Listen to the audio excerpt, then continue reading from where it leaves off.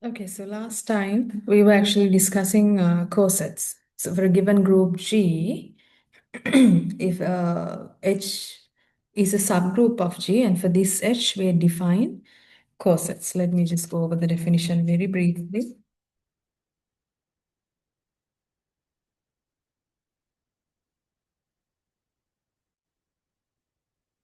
Right. So for any element A in G, A times H denotes the left coset of H by the element A in G, right? And it gives elements of the form A times H, where all these simple H is taken from this subgroup.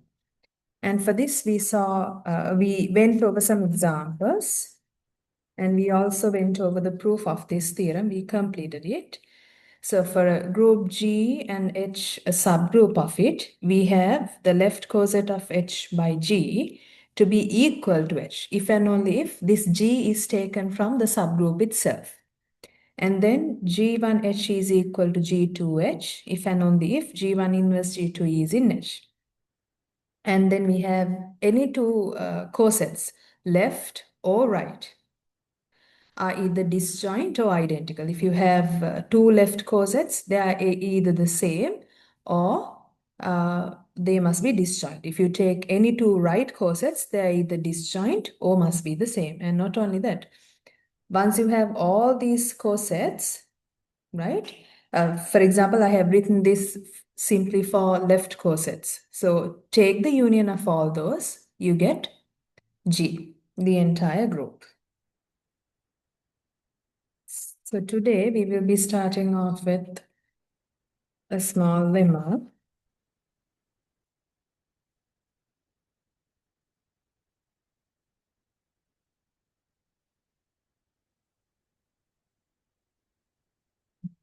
Any two left or right cosets. So I'll just write any two left within brackets right, because this works for right cosets as well. Cosets have the same number of elements.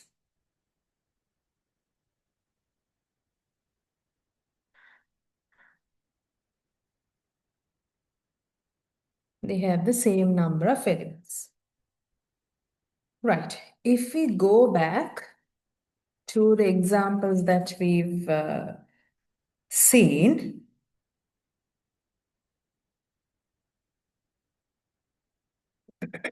of course, we will prove this for the general case, but let's go over this example once again. For the group S3, we have the subgroup H containing simply the identity and this cycle 1, 2. Right? And we have on this side, let's just focus on left cosets first. We actually found three distinct left cosets. One is simply H, and then we have 1, 3 times H, 2, 3 times H. And observe, H contains two elements, right? And then 1, 3 times H, it also has two elements. And then you have 2, 3 times H, which once again consists of two elements. All these distinct cosets, if they're identical, obviously they have the same number of elements because they are the same. Once you consider these distinct elements, you see all have the same elements. Same goes for the right cosets as well of H. Okay, so how do we prove this theorem?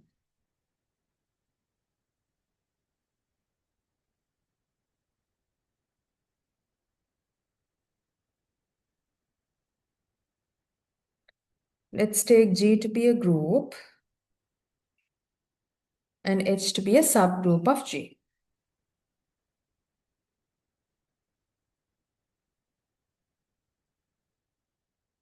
And let's take H to be a subgroup of G.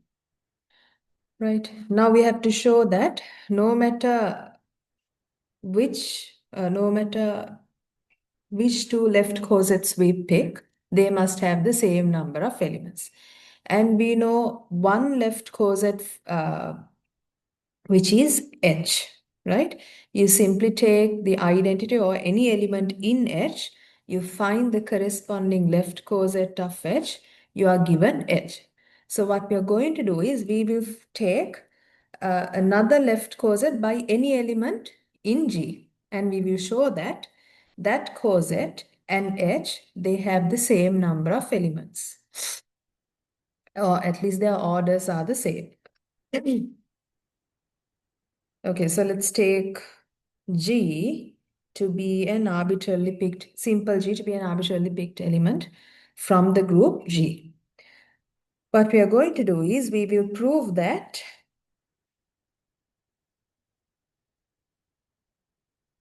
GH, the left coset of H by G, simple G, and H have the same number of elements, or their orders are the same.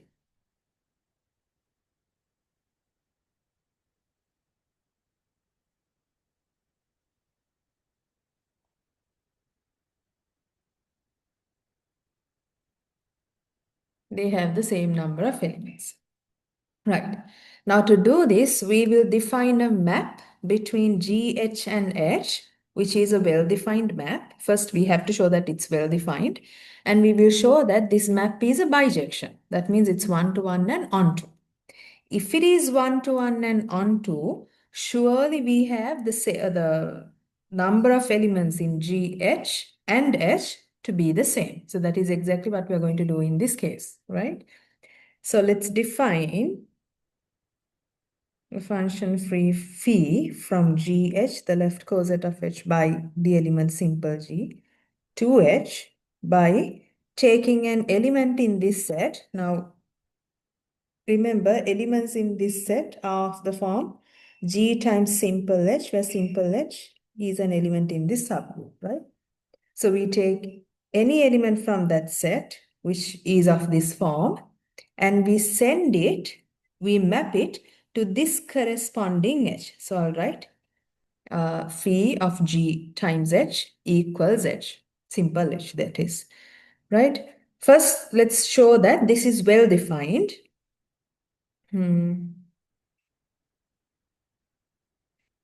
We will first show that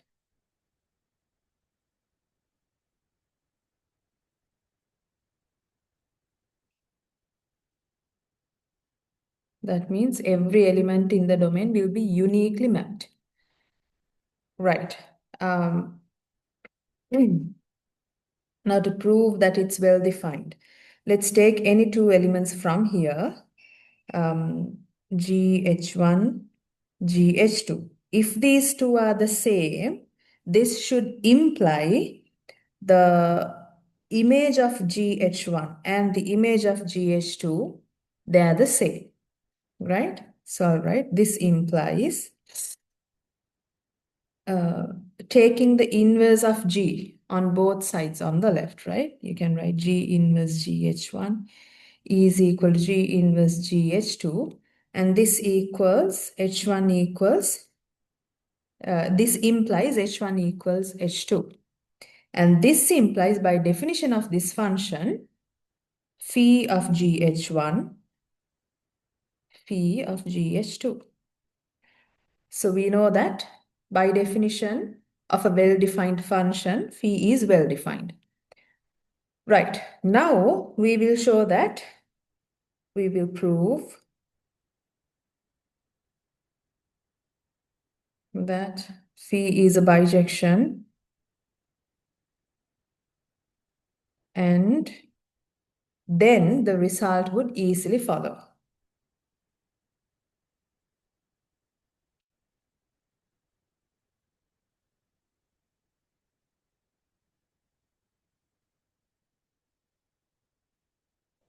Okay.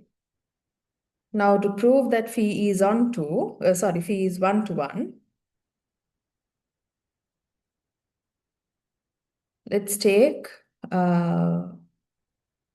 any two elements, GH1, GH2 from our domain. And if phi of GH1 is equal to phi of GH2, this implies that by definition of the function phi, we have phi of GH1 to equal H1 that is equal to H2. This is equal to H2. And this implies by taking the uh,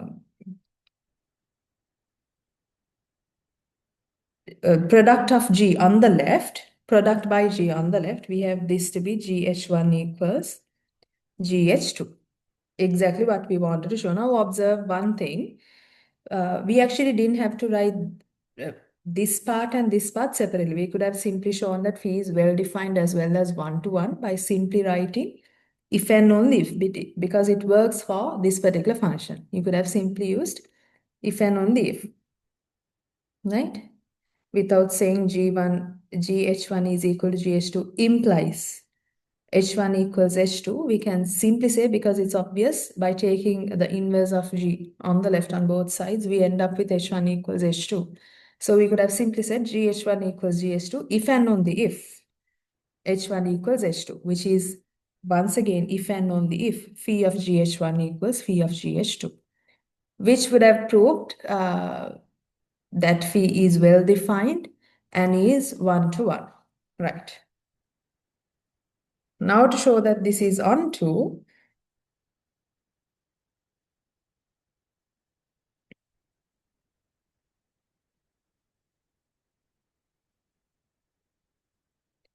since for any H, any element that you take from, any element that you take from the codomain, right? We have the element G times H to be in the set, be in the left coset of H by this element simple G. And not only that, when you map this element GH through the function phi, this is actually mapped to, when you apply the function to this element, this is actually mapped to H. Therefore, we see that phi is one-to-one onto, it's a bijection, that means. So the domain and the codomain over here must have the same number of elements. Domain and the codomain is the range of this function, therefore they must have the same number of elements. Okay.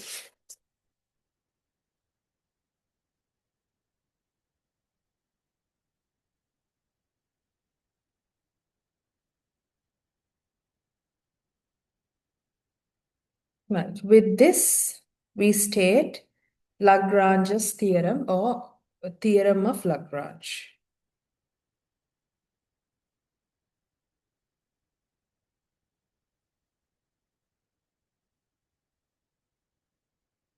Theorem of Lagrange. Let me state it first.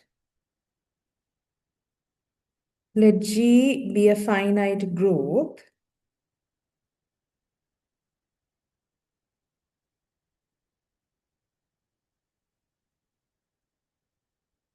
and H a subgroup of G.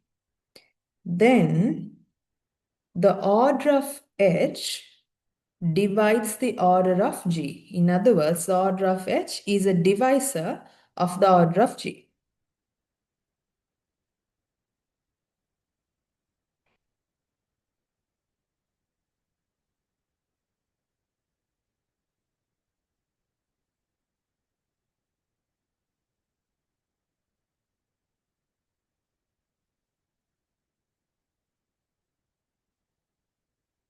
In other words, order of H divides the order of G. Right? Okay. Okay. Now to prove this,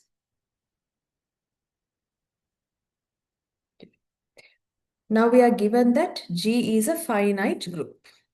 Then any subgroup of G, this finite group, must also be finite. Right? So must also be finite. Let me write it first since. So these orders are both finite, okay? Since G is finite, H must also be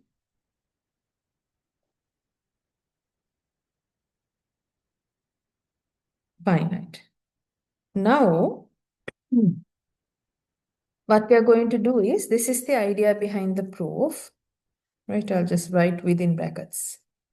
We want to show that the order of H divides the order of G. We know we can find left cosets or even right cosets. So we'll just go with left cosets. It works either way. You can find left cosets of H, right? You can find left cosets of H. And the number of those distinct left cosets of H must be finite. Why is that? G has only a finite number of elements. H is also finite, right? G has only a finite number of elements. Therefore, we pick a finite number of elements from G to find the left cosets of H, right? So we get a finite number of left cosets of H.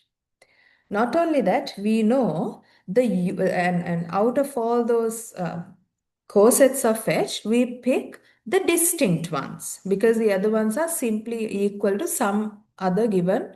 You have some other given left coset, right? You have these cosets to either be identical or disjoint. So what we are going to do is we will pick all the distinct left cosets of H. Once you pick these distinct left cosets of H and then you union them up, you must get G. And the other thing is these distinct left cosets of H are mutually disjoint, right? They are mutually disjoint and their union gives you G. That means you can count the number, not only that, from the previous theorem, we have actually proved this. Any two left or right cosets have the same number of elements. And we know H is one coset, right? H is one coset by itself. And we take every other distinct coset of H in G. So every other coset which is different from H must have the same number of elements as H. This is coming from the previous theorem. So when you add these elements up, we get that the number of elements in H times the number of left cosets must equal the number of elements in G, right? Must equal the number of elements in G. We can simply actually write it.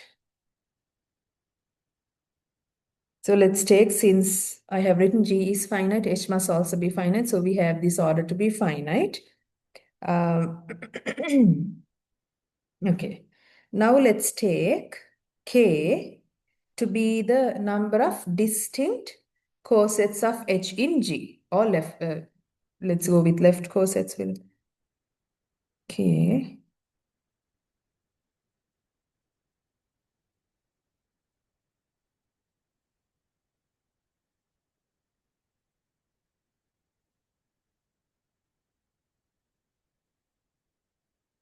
Left cosets of H in G.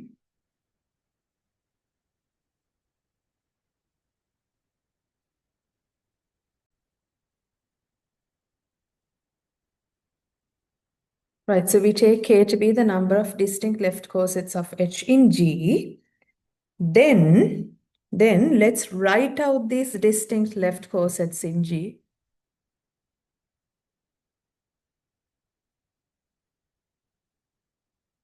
Okay, so we have then, no, let me write, let them be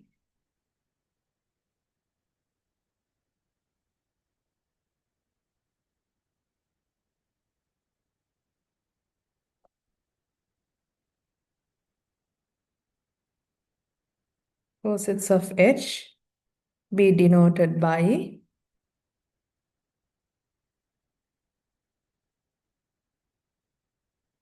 first one will take it to be H and let me give it by G1 times H. Second one I'll denote by G2 for some G2 in G, H. And these two are distinct, disjoint, right? When they're different, they must be disjoint. This comes from all these properties of cosets.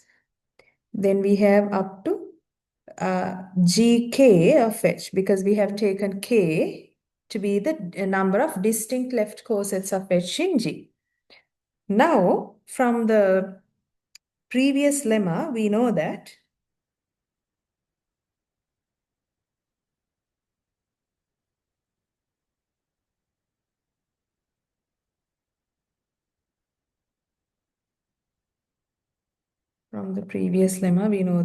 the order of h is equal to the order of h is simply the order of G1h, G2h, which is equal to the order of G2h, which is equal to the order of GK. In other words, any two left cosets must have the same order, which we proved earlier, right? Now, from the theorem before this lemma, we know that when you union these left cosets up, you get the entire group G, right? So let me write also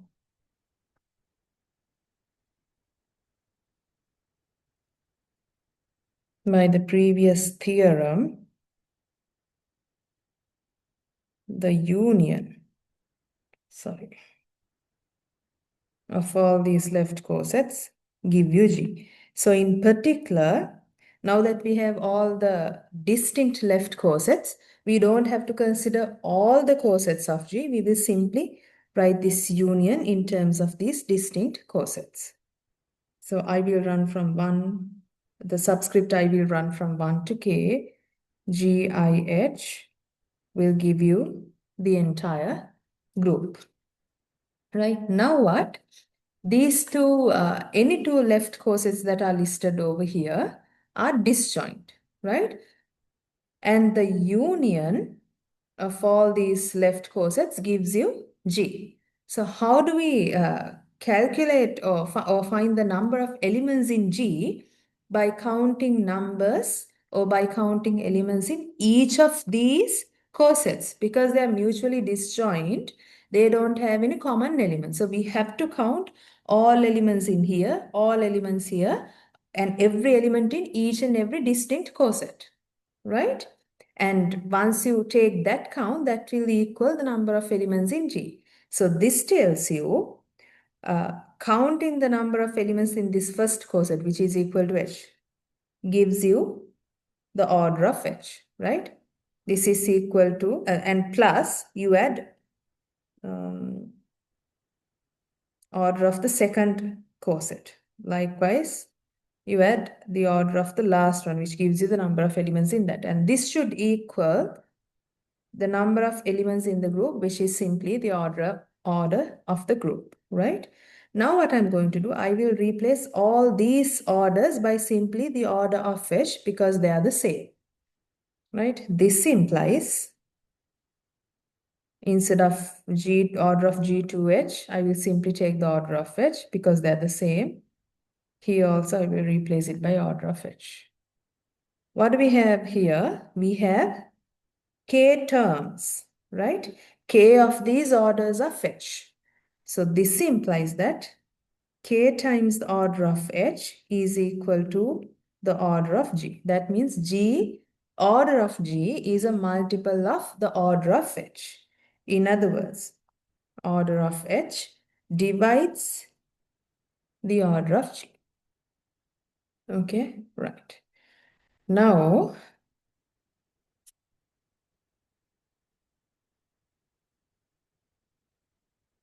next we have a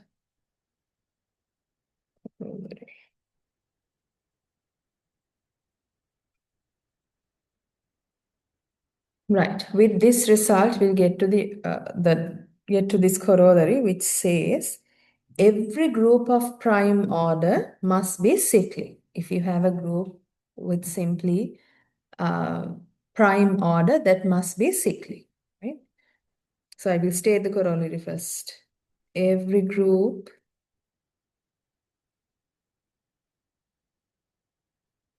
of prime order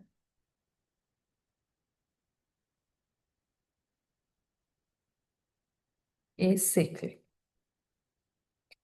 Right. So To prove this, let's take G to be a group of prime order. Let G be a group of prime order P, right? In other words, order of G is a prime number P, and we know the prime numbers are, we start at 2, right? If you go in this ascending order, 2, 3, 5, 7, those are the prime numbers. So definitely P will be greater than or equal to 2. This is very important that we understand this part. So G is a group of prime order. It could either be 2, 3, some prime number. So this tells you G must have at least 2 elements. It must have at least 2 elements, one of which must be the identity. So apart from identity, there must be another element in G. In other words, there must be another element in G different from the identity, right? Okay. This means G has at least 2 elements, right? So there is an element in G which is different from the identity. That means we can pick an element which is different from the identity, and we can find a subgroup generated by this element, right? Okay. So let A be in G such that A is not the identity, A is different from the identity. Then let's take H to be generated by A. And this is a subgroup of G, as we have seen in our previous lessons. You take any element from a group, you take all of its orders, right, of that element. That means you're generating a set using this element. That set is a subgroup of the group, right, which we have seen. So this H, which is generated by A, different from the identity of G, is a subgroup of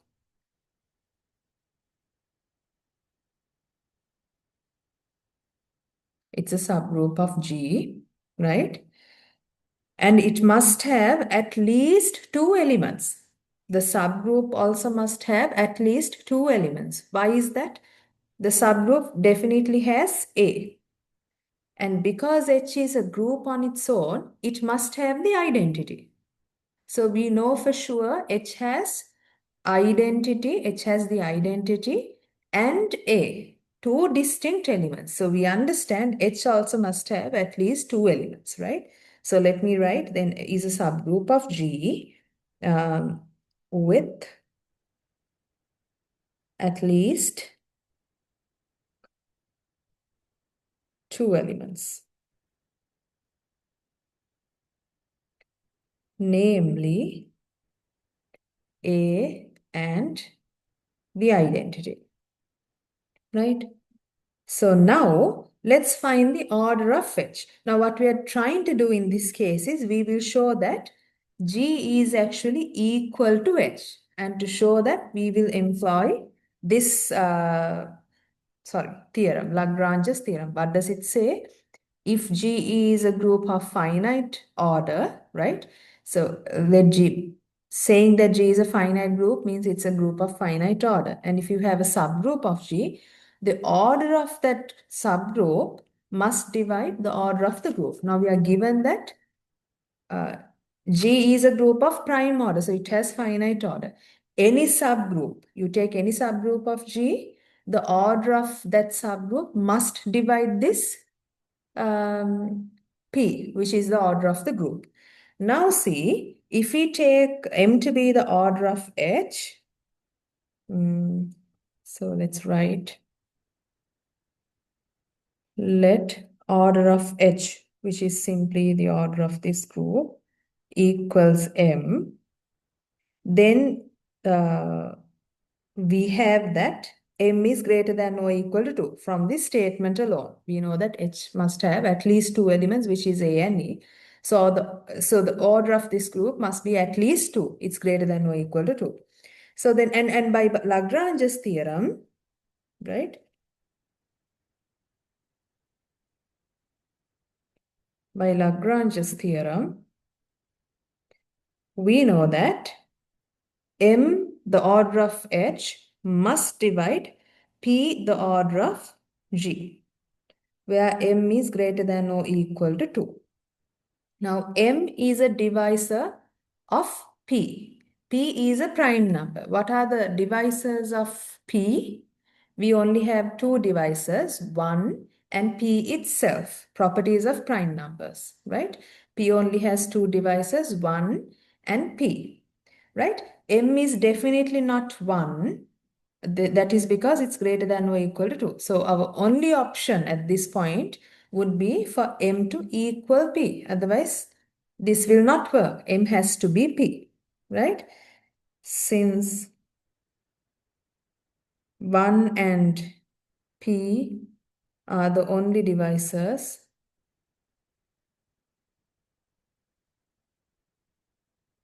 of P, we must have M to equal P. This is because M is greater than or equal to 2. In other words, M is not equal to 1, right? M must equal P. So what does this mean? G has the same number of elements as H. In other words, G must equal H. G must be H. And H is a cyclic subgroup, right? It's generated by this element that you have taken from G. So all elements in G are generated by this element. By definition of a cyclic group, G must be cyclic, right? So we can write G is equal to this, so that G is a cyclic subgroup. Right. Now, we can talk about the order of an element of a finite group, right? And we can show that this also divides the order of the group. So let me state it as a theorem.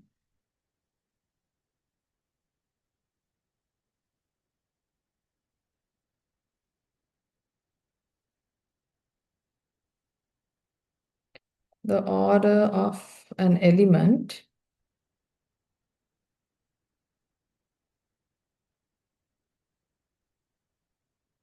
of a finite group divides the order of the group. The order of an element of a finite group divides the order of the group, right? Now, in Lagrange's theorem, it says if G is a finite group, take any subgroup of G, any subgroup H of G, then order of H must divide G, order of G. And here you take once again a finite group G, and you take any element, right, from G, and the order of that element must also divide the order of the group. Right. Now, first let me write G, a finite group of order n, and let's take any element G, any element from this group. Let G be a finite group of order n, right? And let's take an element A in G. Then what we do? We will take the subgroup that is generated by A, right? And it must also be finite because G is a finite group. Therefore, any subgroup of G must also be finite, right? So then H, a subgroup of G, which is generated by A, is finite and the order of H is equal to the order of this element. Now, this part we actually have done when we discussed cyclic groups. You can go over that proof. We've already done this, so I'm just going to state it. Order of H is simply the order of its generator, which is A, right? Now, H is a subgroup of G. Since H is a subgroup of G, by Lagrange's theorem, or theorem of Lagrange, I will simply write Lagrange's theorem.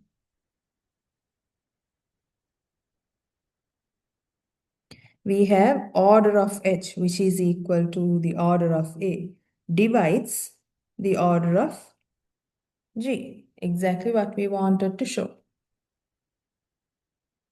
Right. With this, we define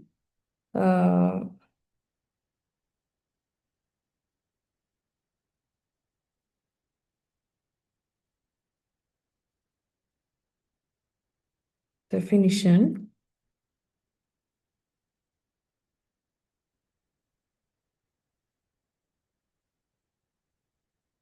Let H be a subgroup of G.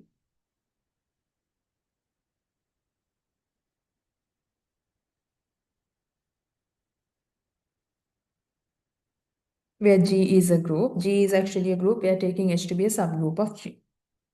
The number of left cosets of H in G is given by this index, is the index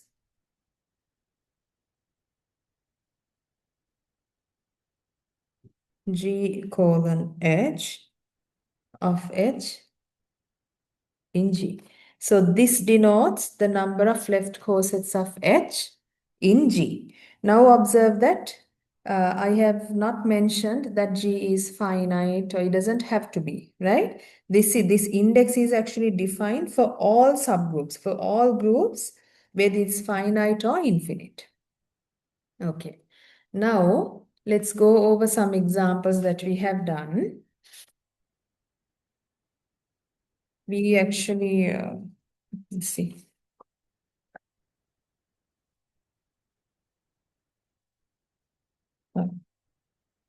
Now we have seen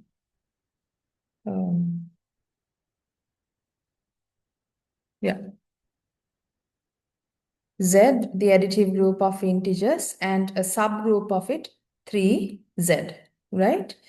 And we saw that this group, this subgroup actually has there are three distinct cosets of this subgroup in Z. So what is the index? The index is simply 3, or in other words, the number of left cosets of 3Z in Z is simply 3. Okay, we are looking at the distinct, the number of left cosets.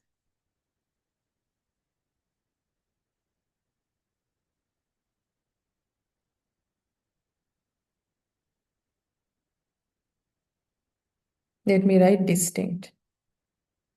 Right, distinct left cosets of H in G. Okay, so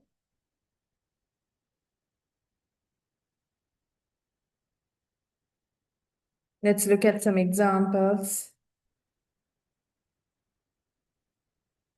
Let's take our group G to be Z and H to be 3Z, right?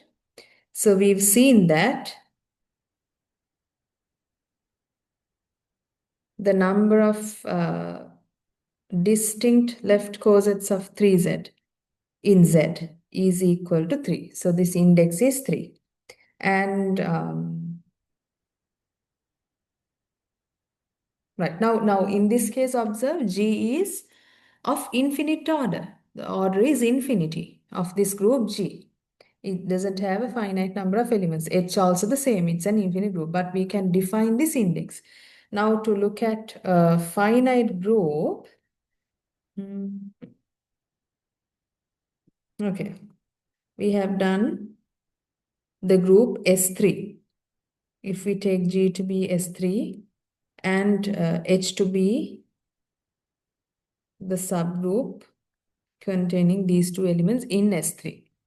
Then we saw this also, H also has three distinct left cosets of itself in S3. So we know that the index is simply given by 3. Okay, now I want to point out something.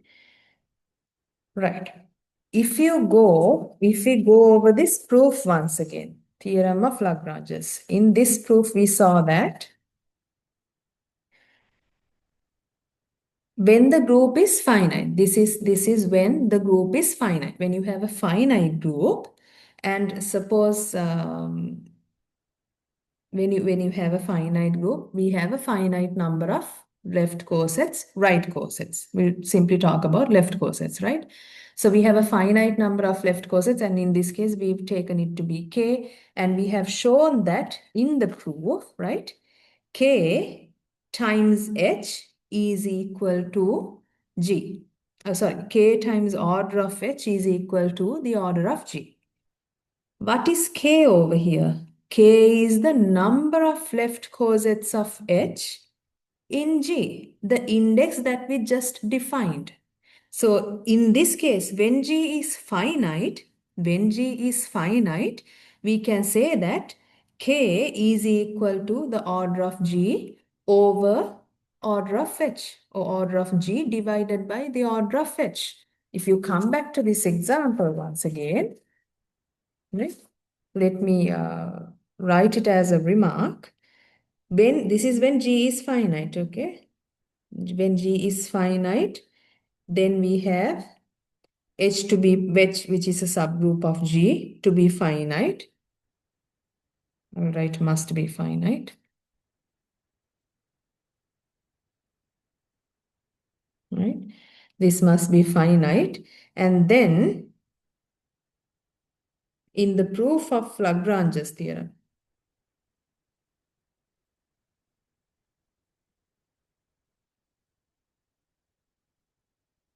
we saw that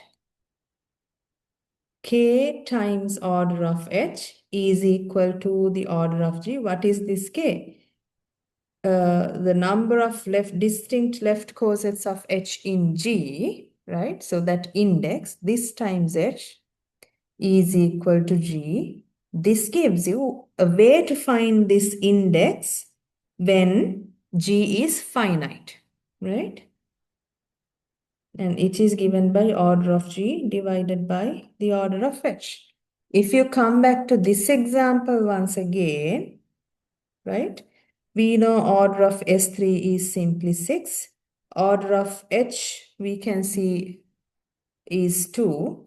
Therefore, the index of H in S3, right? The number of distinct left cosets of H in S3 is given by order of S3 divided by order of H.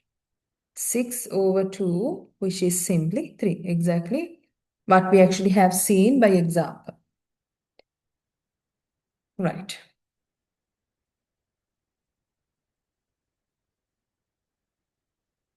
Now let's go to the other definition.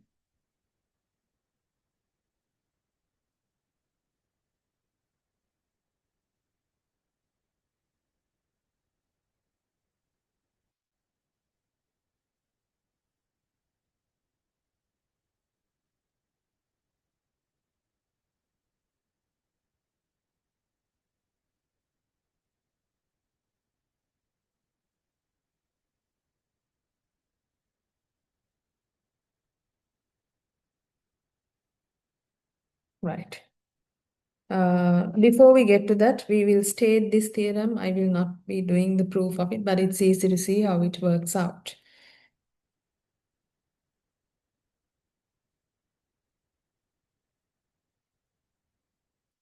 Okay. Let G be a group, and let's take K and H to be subgroups of G, so that such that K is actually a subgroup of H, which is a subgroup of G, right? And let's suppose the index H, okay, and this index, they are both finite. Now remember, over here also, we are simply writing this theorem for any group.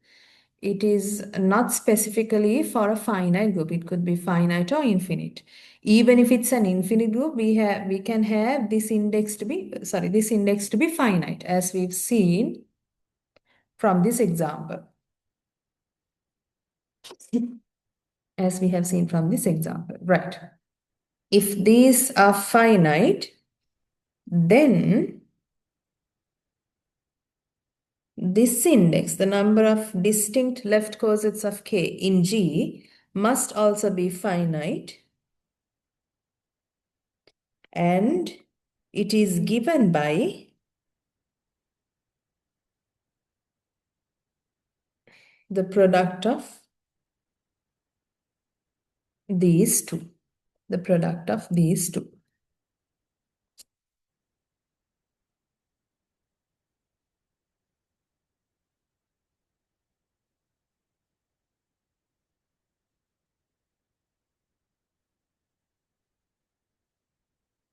Right, you can simply visualize it. You have K to be a subgroup of H, which is a subgroup of G.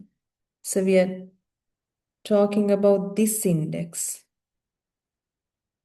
Okay, and we see that this index is actually multiplicative, right? And over here it's given by, HK, and here it's given by H.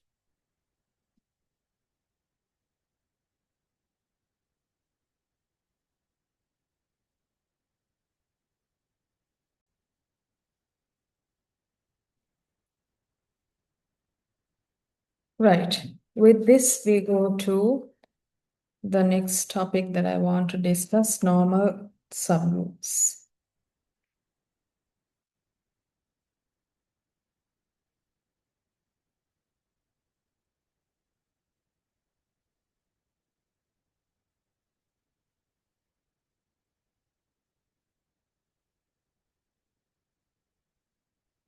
Okay, let me write down the definition first. What do we mean by a normal subgroup? A normal subgroup of a group G is first of all a subgroup itself. Then we say that this subgroup is actually normal in the given group G if the left and the right corsets coincide. And it has another definition which I will write. And with that definition, we will prove what I just told you, where the left and right corsets coincide when it's normal, right? So a subgroup H of a group G is said to be a normal subgroup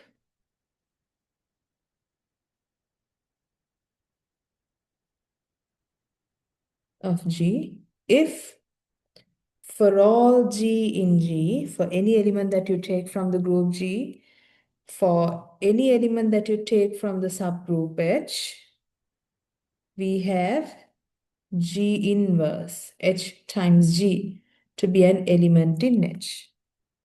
And this is denoted by, we denote this by H normal in G. This simply means H is a normal subgroup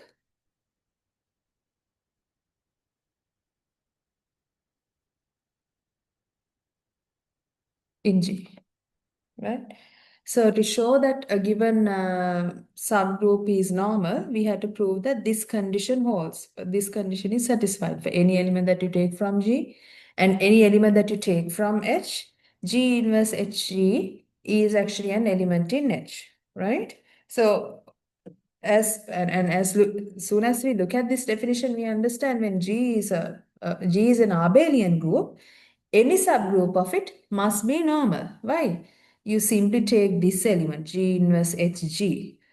G, H, they are all elements in G as well because H is a subgroup of G. Any element in H will be an element in G, right? So you can commute all three elements. We simply commute G inverse and H. So we have H, G inverse G. G inverse G gives you the identity. You are left with an element H, which is an element in H. So when G is an abelian group, any subgroup that you take from there will always be normal, right? Let me write it formally and prove it. You have to give a simple proof for that one. As a remarkable, right? All subgroups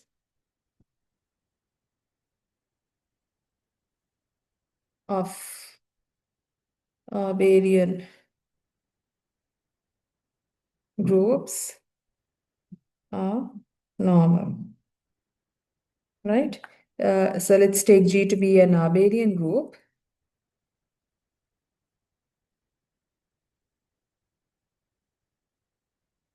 And let's take H to be a subgroup of G.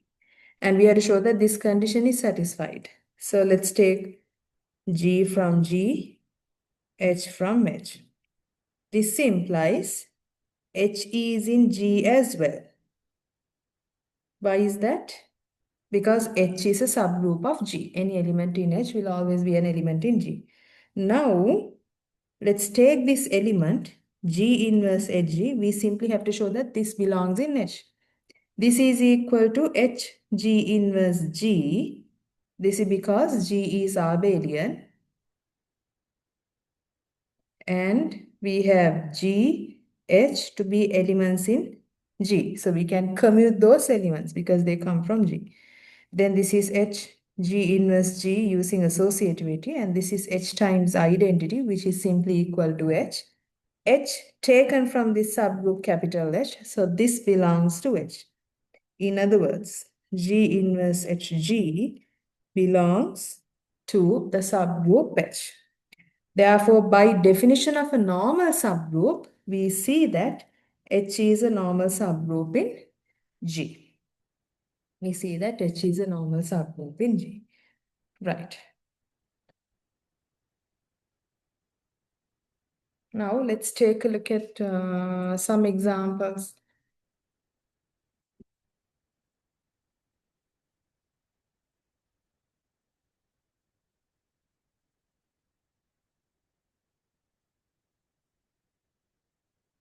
If we take S3 once again, and let's take the same subgroup that we've taken in all these examples containing these two elements. We know that this is a subgroup of S3. We want to check whether this is actually normal in S3, right? If it is a normal subgroup in H3, then it must satisfy this given condition. For any element G that you take from G, for any element H that you take from the subgroup H, we must have G inverse HG to be an element in the subgroup H. Right? Now our G is actually S3, H is simply H. Right? Okay.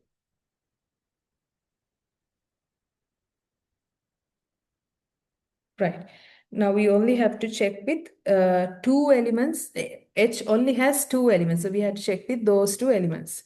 No matter which element that you take from S3, when you take the identity in H, we have this, right? Now let me write to see whether H is a normal subgroup of S3, right? Observe that for any, let me write element A that you take from S3. So these are one of the 6 cycles. This is one of the 6 cycles that is in S3, which we take any general element in S3, right? We have, right?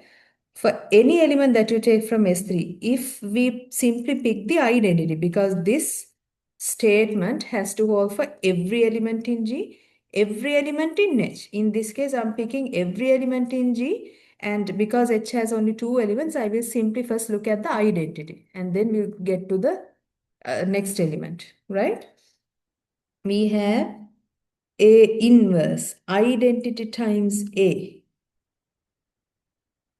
This is simply A equals A inverse A, which is equal to the identity, right? So you take any element from S3, when you take the identity from H, this element that you calculate, A inverse identity times A, will end up being the identity, which is an element in H. We have to see whether this element ends up being H, right? So when you take the identity, it all works out. Now let's see what happens with the second element, right? Okay. Now, from S3, we pick the identity. From H, we take this element. We have checked for this first element, which is the identity in H. It all works out. Now, this second element in H. First, let's take the identity from S3. We have identity inverse 1, 2 times the identity. Identity inverse is simply the identity. 1, 2, this cycle times the identity is the cycle 1, 2. Identity times this ends up being the same element, which is in H, right? Now let's go with the other element, 1, 2 in S3, right? So we have to find 1, 2 inverse, 1, 2 times 1, 2. This is equal to 1, 2 inverse 1, 2 simply gives you the identity. Identity times 1, 2 is simply 1, 2, which is also in H. It's an element in H. Now let's go to the other element in S3, 1, 3. 1, 3 inverse 1, 2, 1, 3. Inverse of 1, 3 is itself. So we have 1, 3, 1, 2, once again 1, 3. Okay. Now this is equal to, let's do 1, 3 and find the composition of these two permutations. We've got 1 going to 3, 3 going to 3. So 1 going to 3. 3 going to 1, 1 going to 2. So 3 goes to 2. And 2 goes to 2, 2 goes to 1. So we can close this up. And this is equal to 1 going to 3 and 3 going to 1. So 1 actually goes to 1. If you go to 2 over here, 2 goes to 1 and 1 goes to 3. So 2 goes to 3. 3 goes to 2 and 2 goes to 2. So 3 goes to 2. And this element that you see over here is not an element in H. For 1, 3, this cycle that we take from S3, we don't have 1, 3 inverse times 1, 2 times 1, 3 to be an element in H. Therefore, H, by definition of a normal subgroup, is not normal, which will be denoted by this in S3.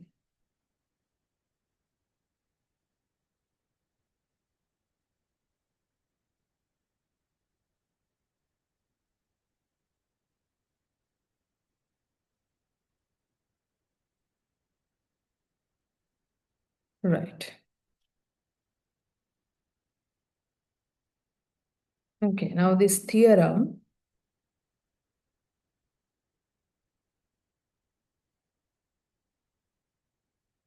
over normal subgroups of a given group G. Let G be a group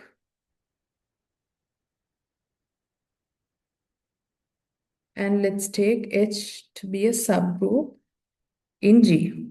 Then, I'm writing it right. The following are equivalent.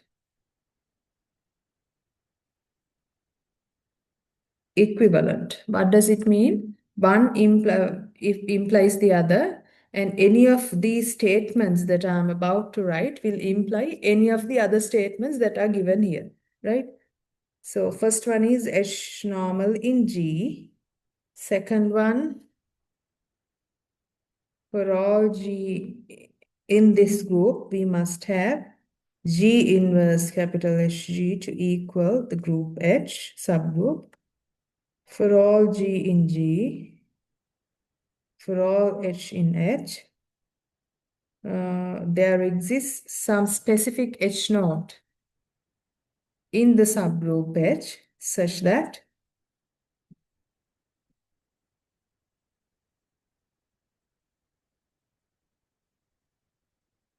GH naught is equal to HG. And finally, for all G in G, we have GH equals HG. What does this last statement tells you? If H is a normal subgroup of G, then we have the left cosets and right cosets of H to coincide. For any specific G, GH, the left coset of H by the element G, must equal HG, the right coset of H by the element G.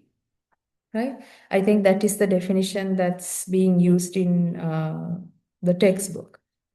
Right, now this states, let G be a group and H a subgroup of G, then the following are equivalent. All these statements are equivalent. Saying H is normal in G, if H is normal in G, then we have for all G in G, this to be true. If this statement holds, then the first one is true. That means H is a normal subgroup of G. So how do we prove this one? We will prove by showing one implies this second one implies the third one implies the fourth one, and finally fourth one implies the first one. Right? So in the proof, we will show that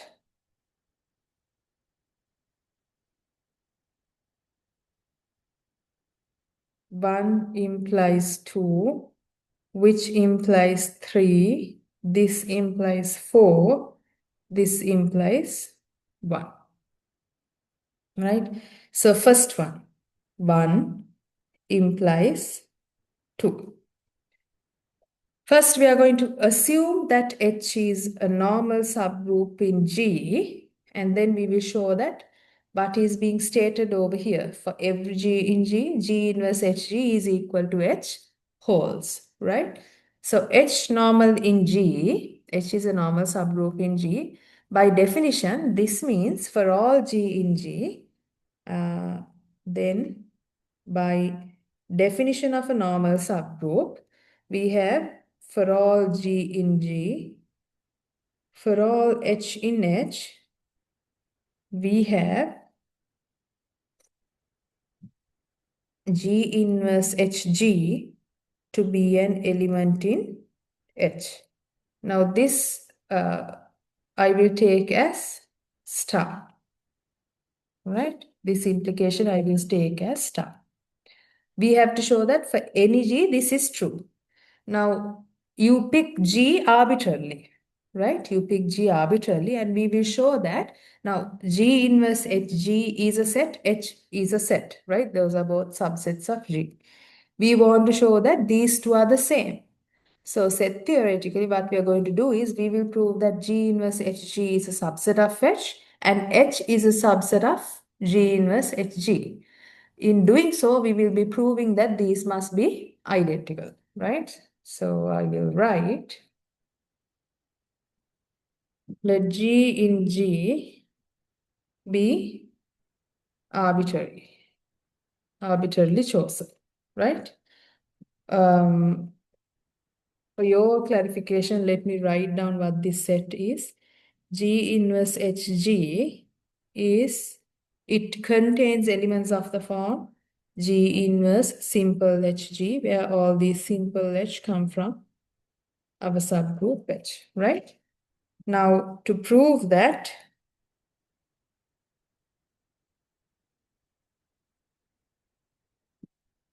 G inverse HG is equal to H, we will show that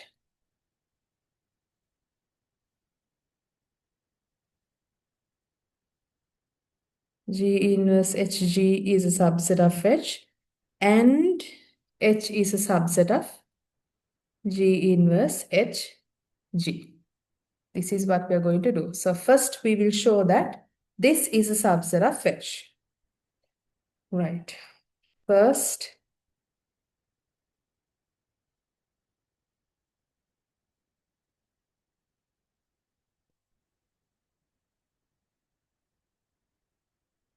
let's show that G inverse Hg is a subset of H. Right? So let's take any, how do we show that a given set is a subset of the other? We take any arbitrary element from here and we show that it belongs in this set. So take an arbitrary element in this set takes this form, right? So let's take G inverse Hg to be any element in the set, G inverse capital Hg, and the simple H comes from capital H, the subgroup. The sum H in H. Now observe,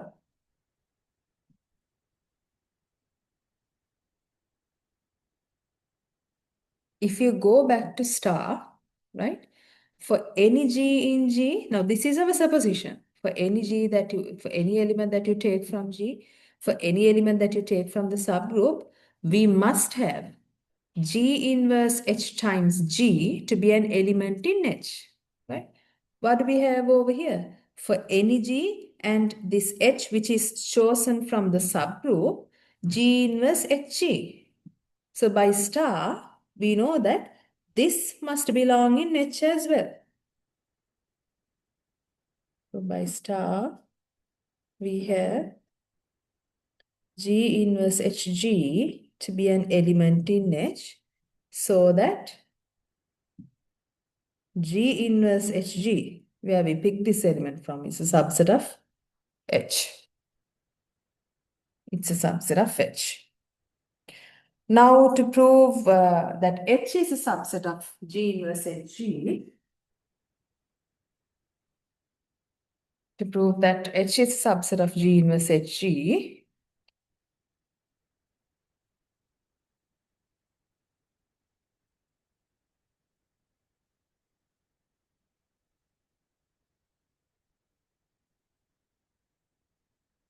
let's take any element from H and we have to show that it goes in here, right? Okay.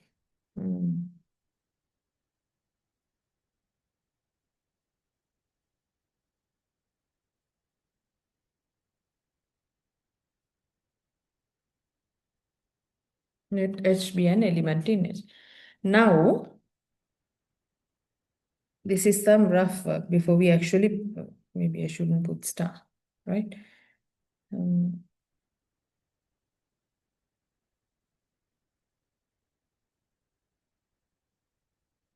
Right? What do we have to do? We have to show that H belongs in here. H belongs in this set. That is what we ultimately have to show in order to prove that H is subset of this given set.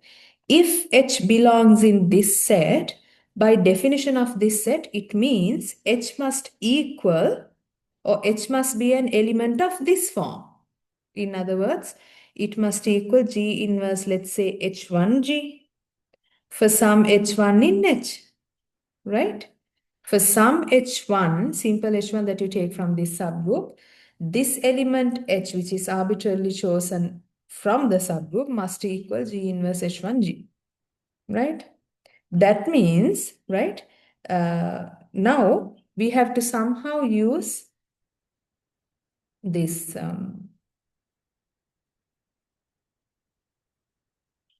our supposition given over here in order to show this one, right? What do we do in this case? We will take, right? Let me write it in.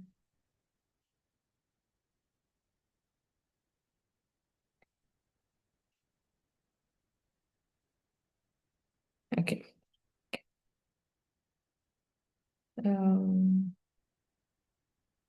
Okay, so I'm going to make a small change. Instead of taking H, I will write this as H1, right? That means I had to prove that this is some H2 in H. Okay. Right. Now what I'm going to do is in star. Okay, I hope you all can see this here in star. I will replace H by H1 and G by G inverse. In star, I will replace H by H1 and G by G inverse. Why do I do that? Because now, and G is an element in G. G inverse also exists because G is a group and it is also an element in G, right? And this holds for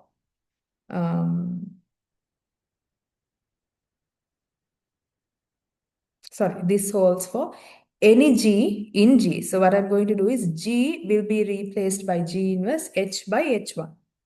Now see what happens, replacing H by H1, G by G inverse. We have the element. Over here, G will be replaced by G inverse H by H1. We have G inverse of this. H1 G inverse. This is equal to inverse of the inverse is simply the element G, H1 G inverse to be an element in H. To be an element in H, why? From this star, because H is a normal subgroup, we know that an element for any G, for any H, this particular element must belong in H, right? So this element must belong in H. We have G, H1 G inverse to be an element in H. Now this is an element in H. That means this is equal to some H. Let's go with 2 as we can see over here. Then for some H2 in H, we must have GH1 G inverse to equal H2 because now this is an element in H, right? Now what do? Multiply both sides on the right by G, on the left by G inverse to get H1 equals G inverse H2 G, right? G inverse H2 G. Now what sort of element is this? This is an element in this set, G inverse HG, right? So I'll write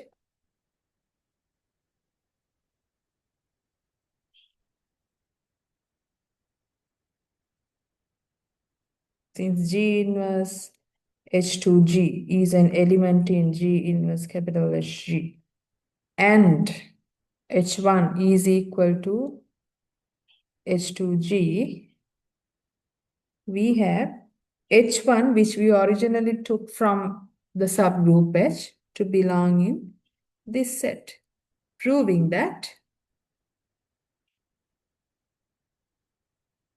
H is a subgroup G inverse of HG. Therefore, we have H to be a subgroup of this to be a subgroup of H. We have G inverse HG to equal H. Exactly what we wanted to show. Right. Now the second one, we will assume this second statement and prove the third one. So 2 implies 3 now we are doing.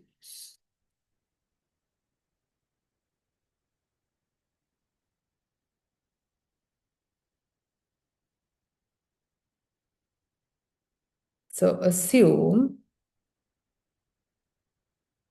that for all G in G, G inverse HG is equal to H, right? Now we have to show that for every G, for every H, we can find a particular H naught such that G H naught is equal to HG.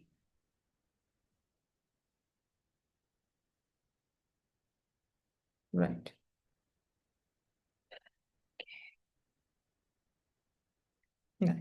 So let's arbitrarily pick simple G and simple H. Let G be an element in the group G and H be an element in the subgroup capital H be arbitrarily chosen. Right? Then we have this particular element, G inverse HG, to be an element in G inverse HG. Right? Now, how are we going to show that? Observe that this, by definition of this set, is an element over here. And because G inverse HG is equal to H, this implies that G inverse HG is an element in capital H, right? So that tells you G inverse HG must equal for some H naught over here.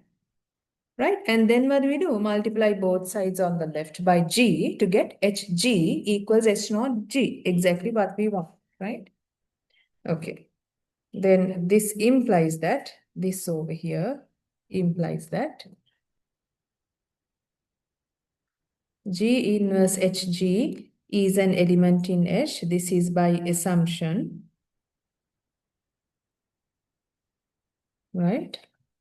And because it's an element in H, for some H naught, this must equal H naught. That you take from the group H, subgroup H. This implies by taking G on both sides on the left, we have HG to equal G H naught. Exactly what we wanted to show. Now to prove 3 implies 4, we will take the statement in 3 as our assumption. So for any G, for any H, there exists H naught in H such that G H naught is equal to H times G. So let's write, assume for all G in G, H in H, there exists H naught in this set such that G H naught is equal to HG.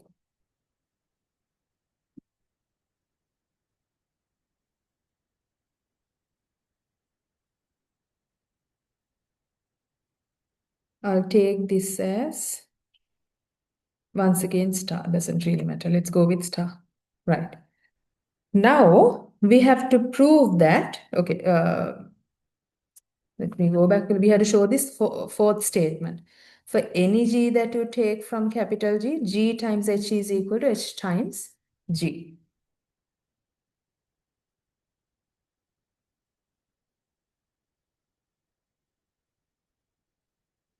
Okay. So let G in G, first of all, be arbitrarily chosen. Right? Now we have to prove that HG is equal to GH. We have to show that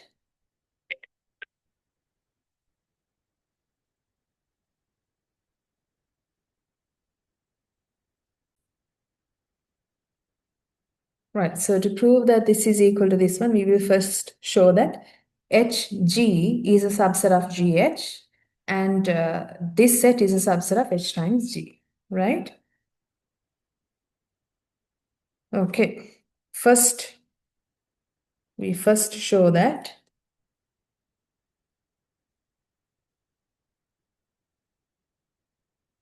GH is a subset of HG, right? Remember, we have to employ this assumption at some point. Right. Now, let's take any element from GH. So let's take GH1 from the set GH, which has the elements of the form this. It's the left coset of H by the element G, right? Where H1 is in H, right? Now, we have to show that this GH1 actually is in HG, right? GH1 is actually in HG. Now, if you look at star, so in other words, this GH1 has to take the form some element in H times G. It has to be of that form. If you go to star over here, now we have the element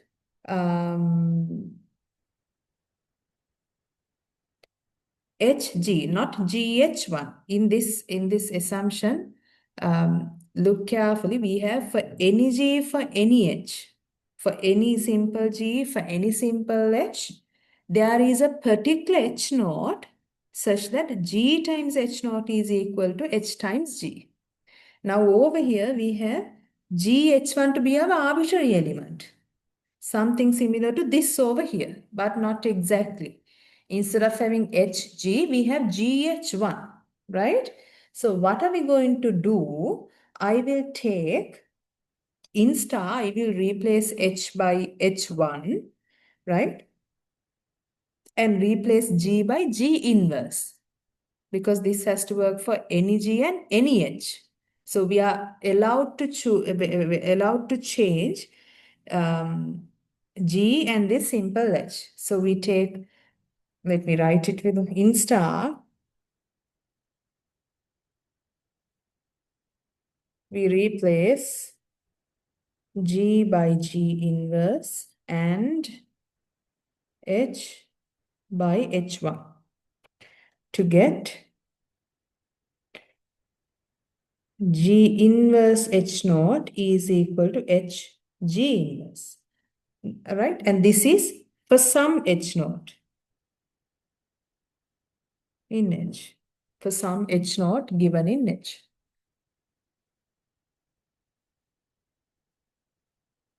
Right. Now what do? We multiply both sides on the left by G, on the right by G. So we have G, this implies G times G inverse H naught G. This is equal to G times H G inverse G. Once again, this is true for some H naught taken from the subgroup H. Now, using the associative property of the binary operation, we see that G inverse is simply the identity, and this ends up being H naught G. Over here, we end up having GH, right? GH. Now observe, we have H naught G to equal GH, right? To equal GH.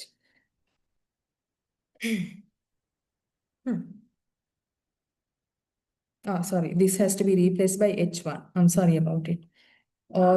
Every element over here we will replace by H1, right? So now we see that GH1, right, is equal to H naught G. H naught is taken from H, and this is an element, right, in the set. I will simply put it here in HG. It's an element in HG, right? This implies that we first of all took this element GH1 from simple G times capital H, the group, and it ends up being in this group. So this is a subset of HG. Right, now to prove the other way around, we will take any element from here and show that it belongs in G times H.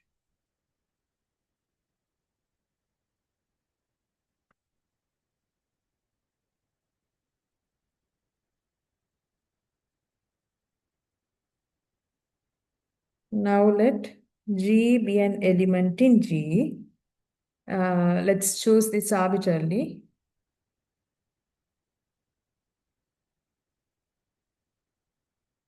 And let's take the element H1G from HG. Right? Now, what we are going to do is, in here, now we already have an element of the form HG. We have to show that it is of the form GH, right? What we are going to do is, in star, we will replace this simple H by H1. So I'll write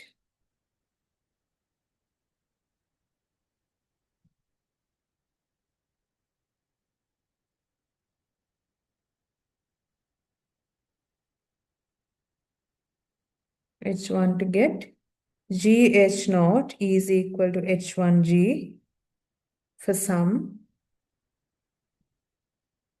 H naught in H.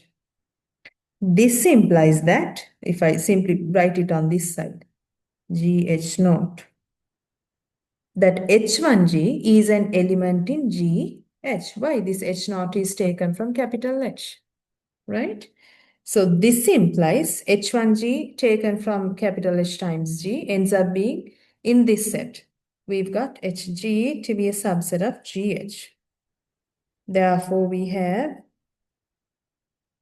the right coset of H by the element G to be the left coset of H by the element G. And it's true for any G that you take from any element that you take from the group. Right. Now what do we do? Now to finish off the proof, we have to show that 4 implies 1. So we will assume that all the left coset, the corresponding left coset is identical to the corresponding right coset, and we will show that if that is the case, H is normal in G.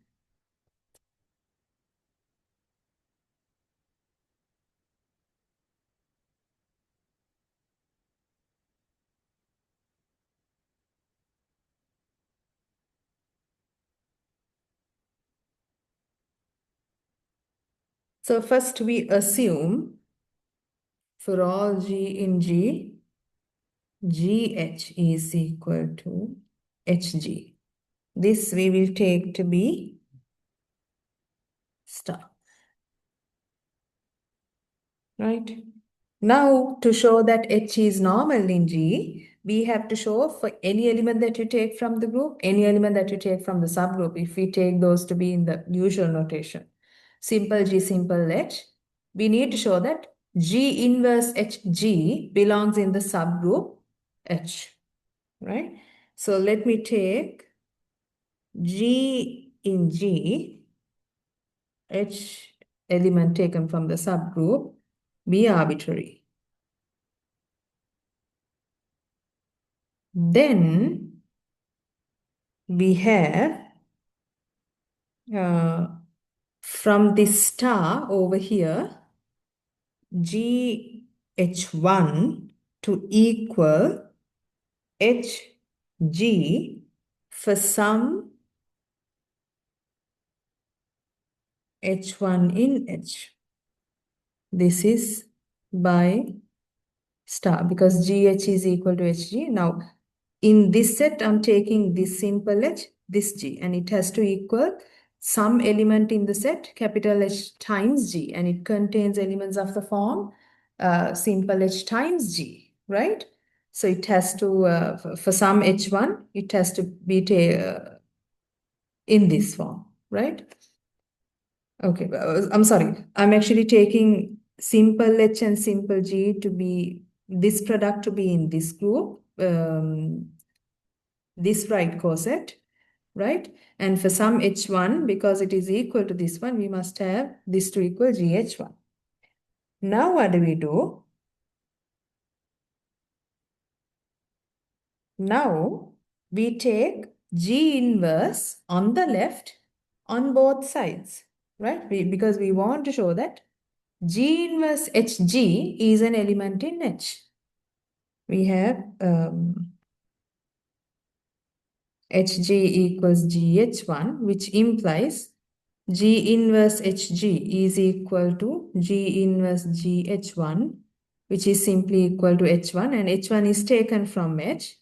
This implies that G inverse HG, which is simply equal to H1, is an element in H. Therefore, by definition of a normal subgroup, we see that H is normal in G.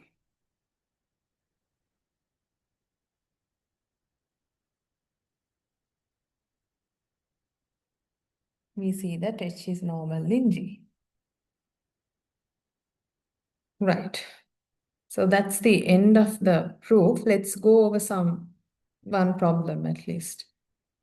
Let's do one problem.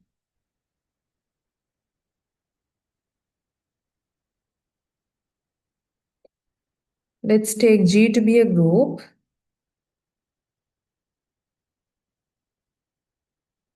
And let's take N to be a normal subgroup in G, right? And H to be a subgroup of G. And then we can show that, I'll word it this way, prove that N intersection H is a normal subgroup in H, right? N intersection H is a normal subgroup in H. Now, we actually have already seen that for any two subgroups of G, when you take their intersection, the intersection is also a subgroup, right? So we will disregard proving that small part, but I will write it. We've already shown that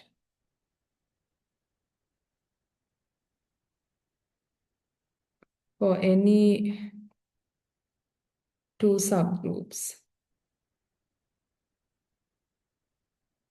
NH of G,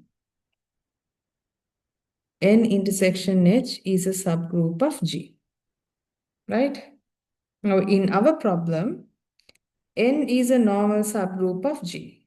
This implies that N is a subgroup of G and N is normal. It satisfies that particular condition. H is a subgroup of G, right? So, from this part that we have proved in a previous class, we know that N intersection H is a subgroup of G. We know that this intersection is a subgroup of G. Now observe that we have to show that N intersection H is a normal subgroup in H, right? So first of all, we have to show that N intersection H is a subgroup of H. Then only we can check for that normality condition, right? Now, N intersection H is a subgroup of G. So it's a group on its own under the same binary operation as G, right? Not only that, this is a subset of H because we're taking the intersection between N and H, right? So let me write, since N intersection H is a subset of H, we have, and both of these are groups on their own under the same binary operation. We have N intersection H to be a subgroup of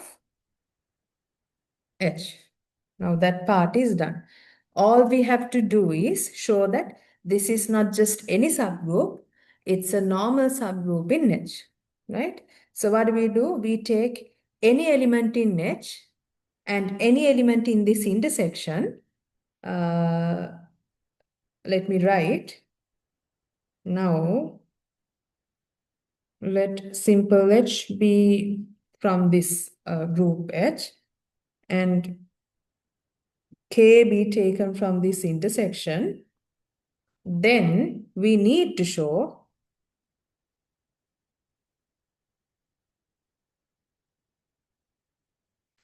that H inverse KH is actually an element in the intersection. The one group that we have to show is normal in H, right? So this element is in the intersection. To prove that, what we have to do? We have to show that this element is in N, this element is in H. If the element is in both N and H, it is in the intersection and we are done, right? Observe, H is taken from H, K is in N intersection H. In other words, K belongs to both N and H, right? Since K is in N intersection H, we have K to be in N and K to be in H, right? So, H, K, they are both elements in H. So we have H inverse KH to belong in H because H is in simple H, simple K. They are both elements in the group H. Because it's a group closed under the binary operation, closed under inverses, this element is in H, right? Now, on the other hand, H is in H implies this H is in G. This is because H is a subgroup of G, right?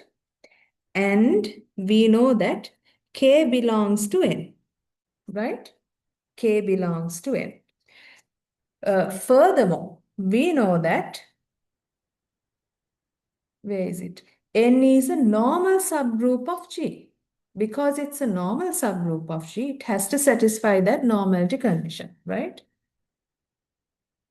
Then we write, since N is a normal subgroup of G, we must have, for this particular H and this K, H inverse KH to be an element in N. Now you see, this particular element is in the group H, this particular element is in the group N, therefore it must be in the intersection as well. Then we have H inverse KH to be an element in N intersection H. Therefore, by definition of a normal subgroup, we have N intersection H to be a normal subgroup in H. Right, so it's a normal subgroup in H. Now on to the next theorem.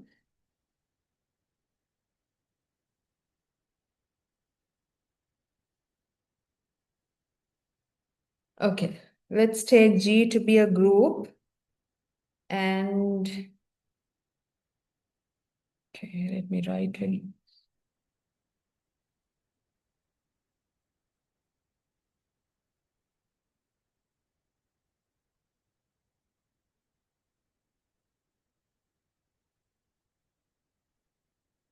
H be a subgroup of G if the number of left cosets of left or right, okay, cosets of H in G are exactly 2 is equal to 2. That is, if there are only 2 left or right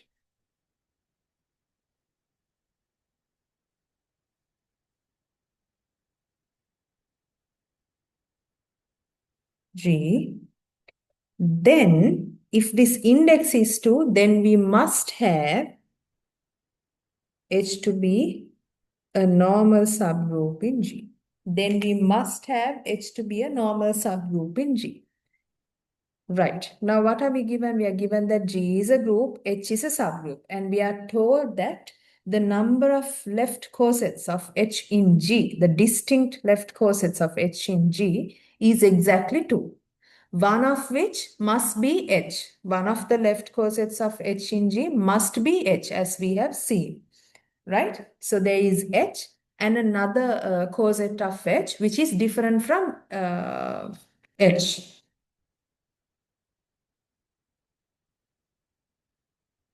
Right.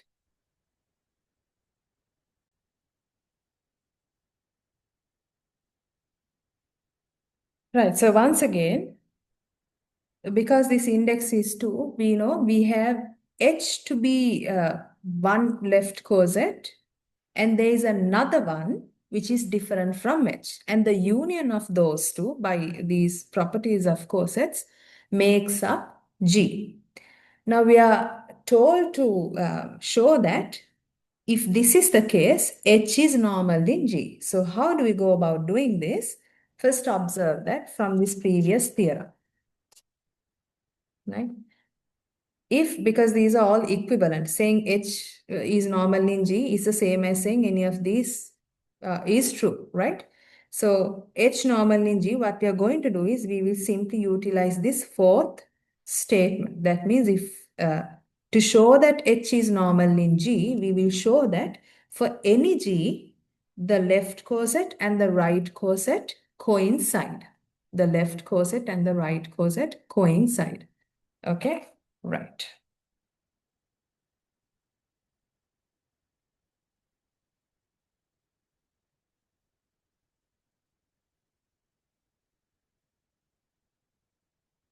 Okay. Now we have this index to be 2, and this index meaning the number of left cosets in G is 2, and the number of right cosets in G is also 2, right? Okay, so proof.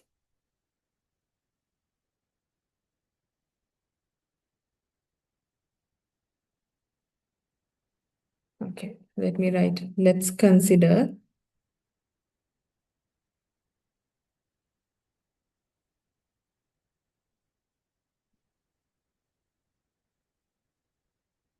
left and right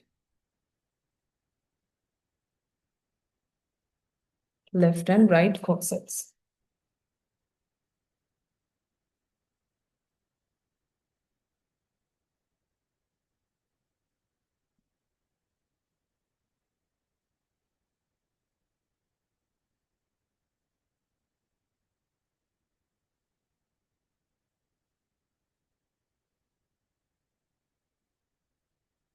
Okay, if I take G to be this set, right? Now the union of G, sorry, not the union. G is the union of the two left cosets that you have, right? So you have H on one side, and this other coset, let's take an element over here, G, simple G. Then this is the left coset of H by this element G in the complement of H, because any element that you take from this side, and by that element, if you try to find the left coset, you end up getting H, which we already know. Now,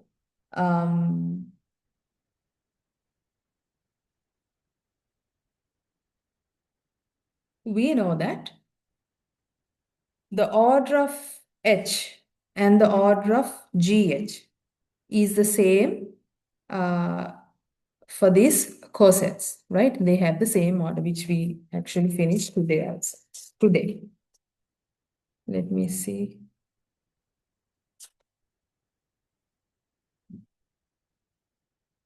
Yeah. Any two left or right cosets have the same number of elements, right? So we know the number of elements on this side is the same as the number of elements over here. Now, if we think about right cosets, we know that over here, H is a left coset as well as a right coset. Why? This is, if we take this coset by the identity, because it's a subgroup, identity is somewhere here. We have EH to equal HE to equal H, right? So this is the left coset by the element in E as well as the right coset of by the element in E. And we know that the number of elements of any two right cosets also must be the same. So any other right coset of this group by another element that is coming from the complement of H must also have the same number of elements as H. But we know from this index, this is the only left coset, right? This is the only other set that has the same number of elements as H. So we must have this to equal the right coset as well, because they must have, the right cosets also must satisfy that property where any two right cosets have the same number of elements. And H being the only, for any group this is, left coset, which is the same as the right coset for any element that is taken from H.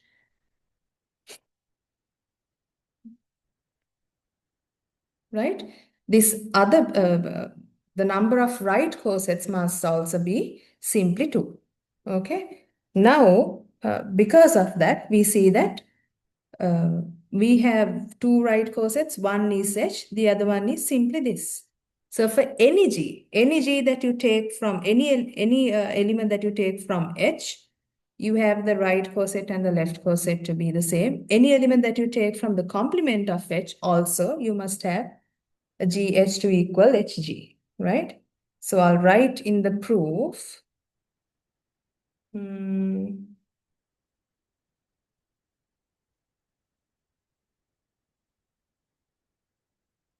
And this union makes up G since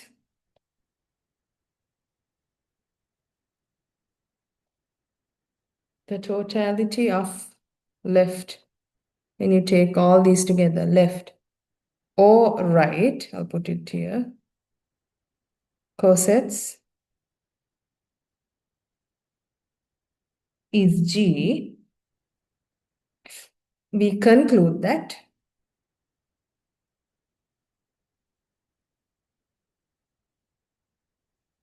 GH must equal HG for all G in G. Therefore, from the theorem, we know that H is normal in G. H is normal in G. Right, now let's go over some example.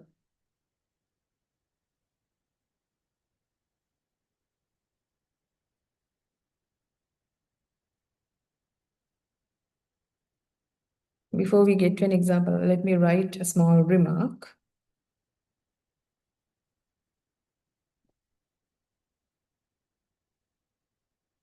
Right. Let's take G to be any group, right?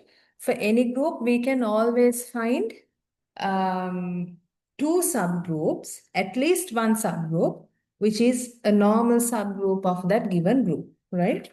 So let me write for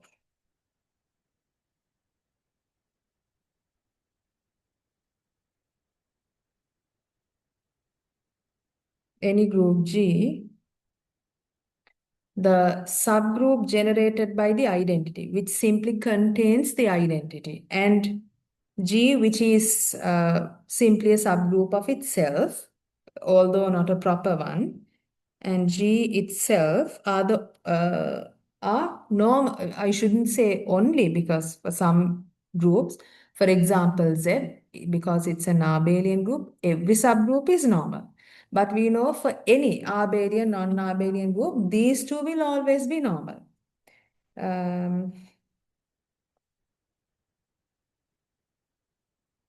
Itself.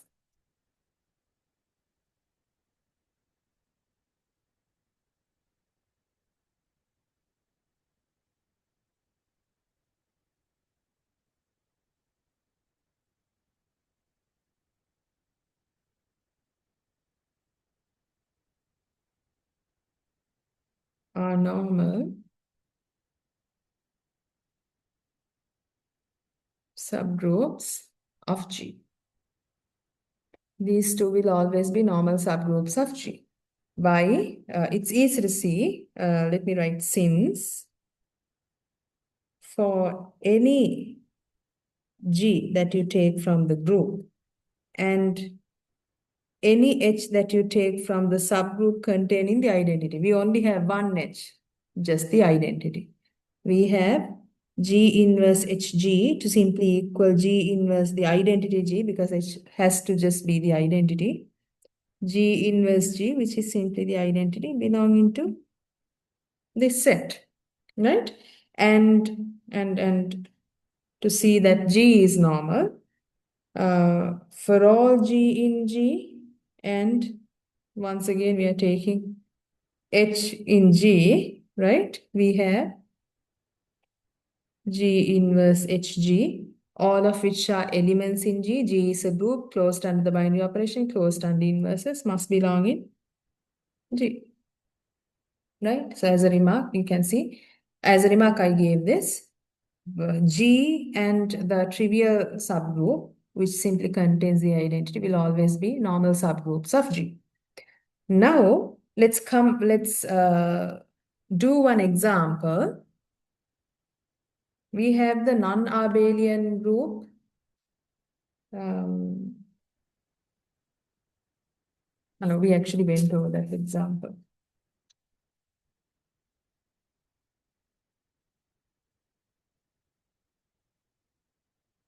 Okay, we have gone over that example.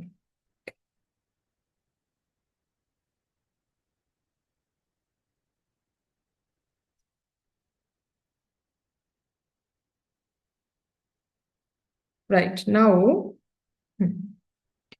for S3, we have shown that this particular subgroup is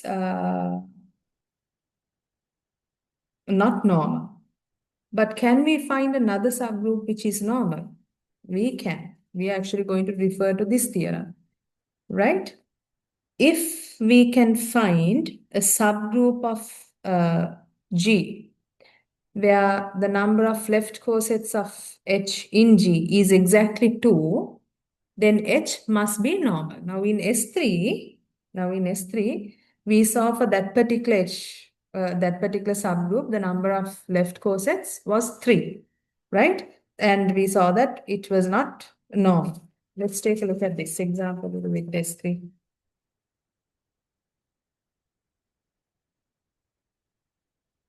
Let's consider S3 and the subgroup H, which is given by, we have done this, we have shown that this is a subgroup in a previous class, so I will simply write it in S3, right? Now, we know that H must be normal in S3. Why is that? If you go to Lagrange's theorem, right? If you go to Lagrange's, no, you don't even have to go to the Lagrange's theorem.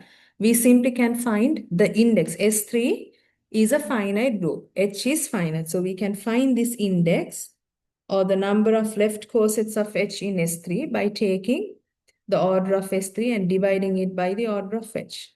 S3 has 6 elements. H has 1, 2, 3, 3 elements. How many left cosets are there?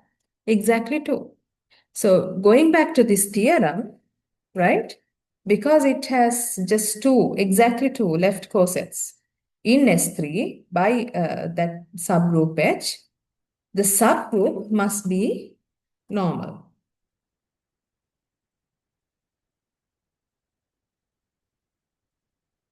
By the previous theorem,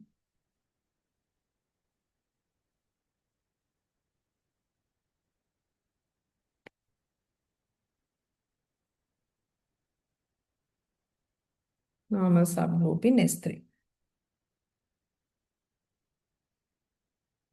Right. So all left cosets, so for this one in particular, all the left cosets, corresponding left cosets and the right cosets are the same because it's normally S3. Right. Now,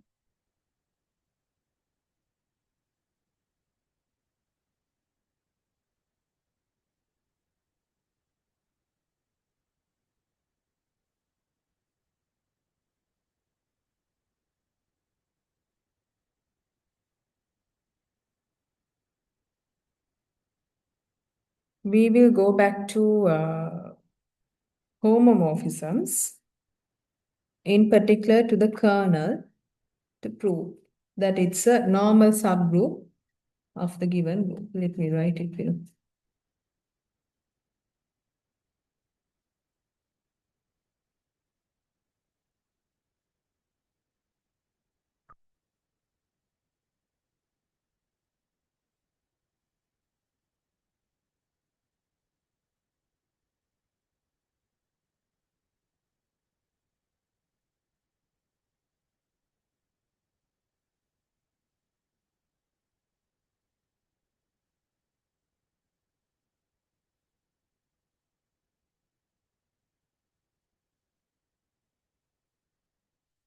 Right, going back to homomorphisms.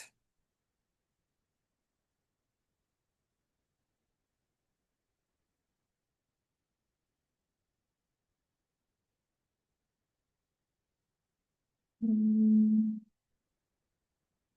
write it as a proposition.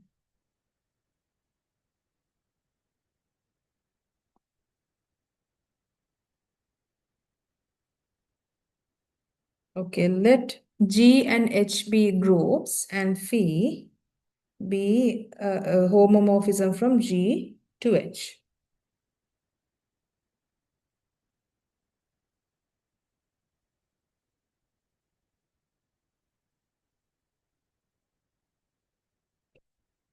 Then we have the kernel of phi to be a normal subgroup in G. We already have shown that this kernel is a subgroup of G. We just have to show that it's not just any subgroup, but, sorry, a normal subgroup in G. Right.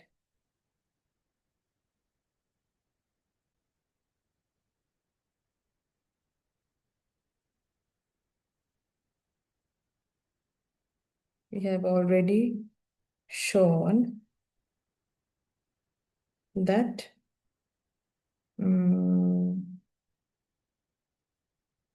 kernel of phi. By definition, this is equal to what? All elements in G that are mapped to the identity in here. This is given by all elements G in G that are mapped to this by this function to the identity in H. I'll put it this way. This is a subgroup of G which we have already shown. Now we will prove that this is a normal subgroup in G. So what we do is we take an arbitrary element from G, arbitrary element from the kernel. Let G be an element in G and K an element taken from the kernel be arbitrary.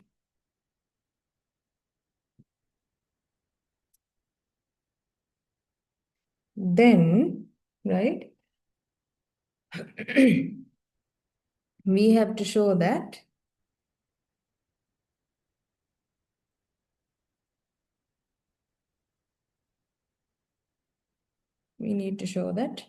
G inverse Kg is an element in the kernel. In other words,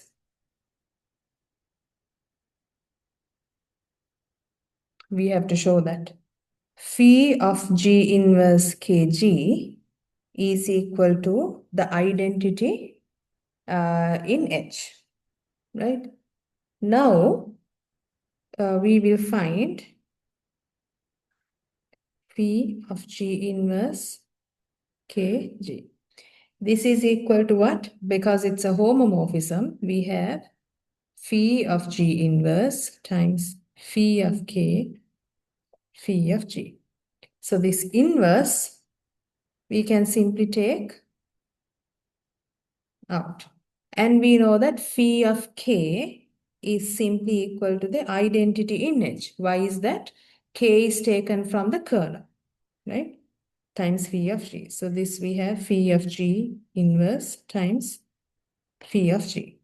So these two are, for any G, phi of G is an element in H. So we have phi of G and its inverse. So this ends up being EH. So by definition of a kernel, we have G inverse Kg to be an element in kernel of phi. Exactly what we wanted to prove. Therefore, kernel of phi by definition of a normal subgroup is normal in G. It's a normal subgroup in G.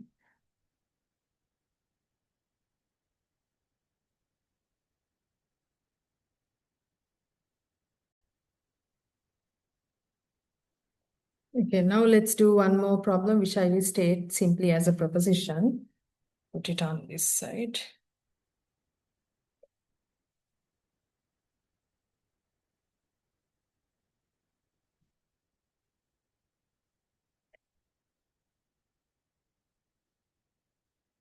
Okay. Let's take G to be a group, right? let G be a group. Okay. And H be a subgroup of G. N a normal subgroup of G. H is a subgroup of G, N a normal subgroup of G, right? Then we will show that Hn, this product, is a subgroup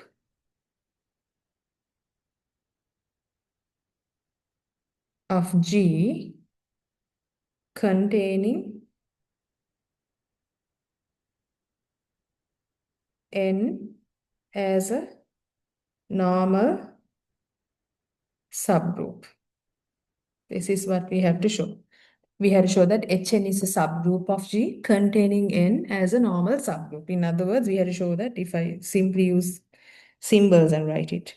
N is normal in Hn, which is a subgroup of G. So there are two things that we have to show. We have to show that Hn is a subgroup of G and that N is normal in Hn, right?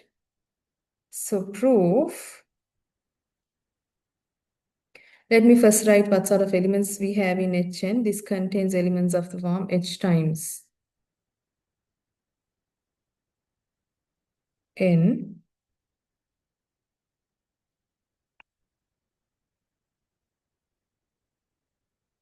H is in H and simple N comes from the subgroup N.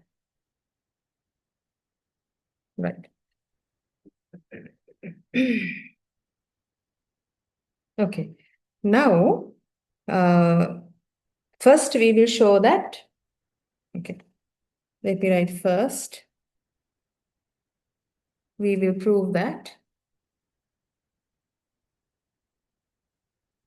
Hn is a subgroup of G, right? And to do this, we will simply use the subgroup criterion. So we will use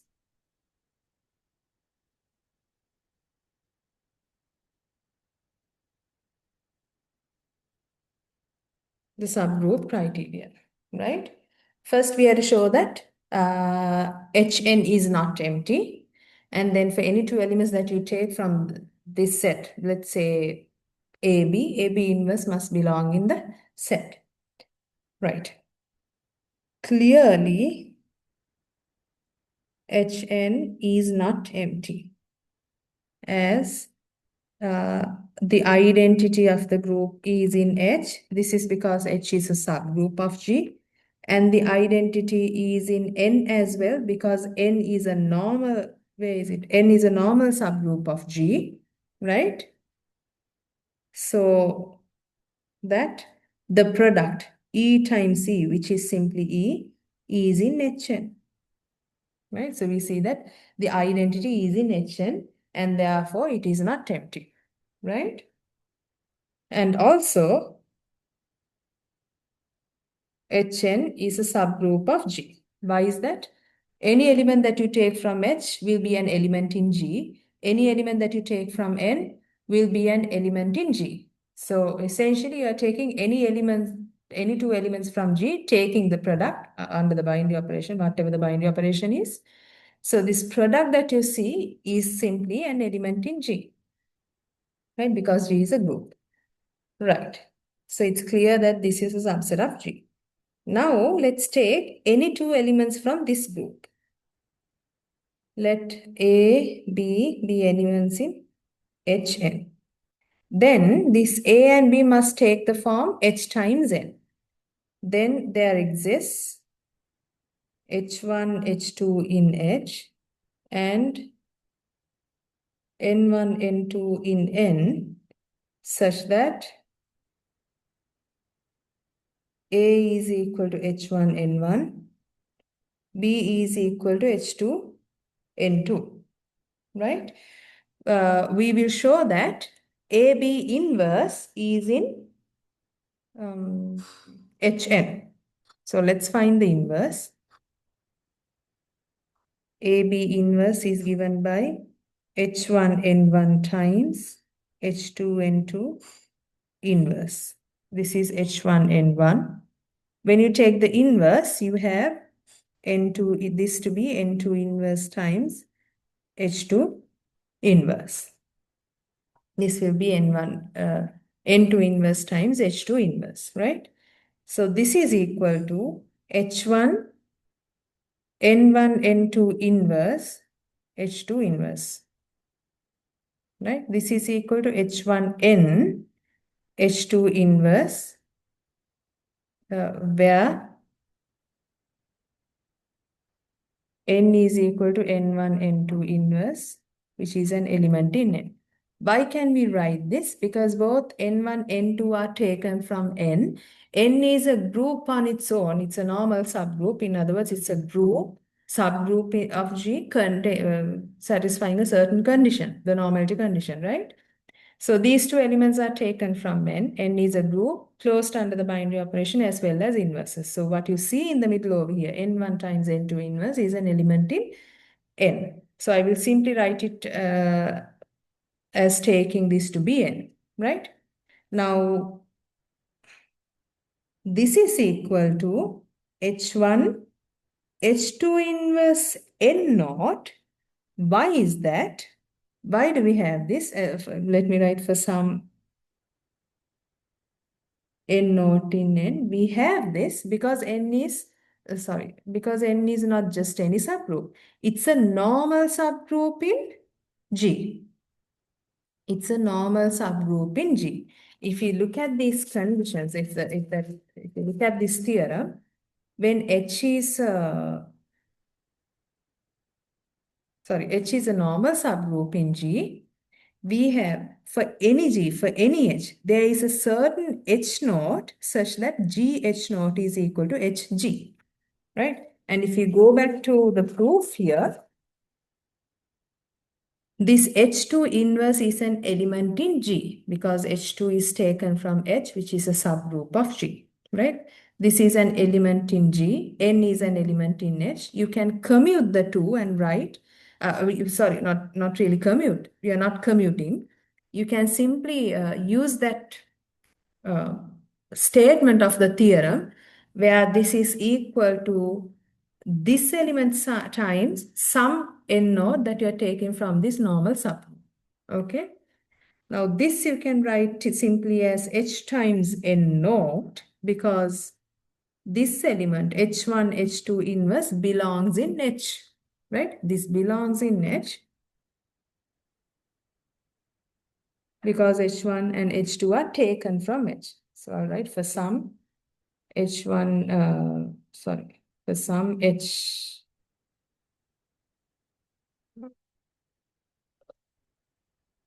in H. So now we have an element in H times an element in N. We see that Hn naught is an element in H capital N. That is, this is equal to AB inverse is an element in Hn. Therefore, we have Hn to be a subgroup of G. And observe that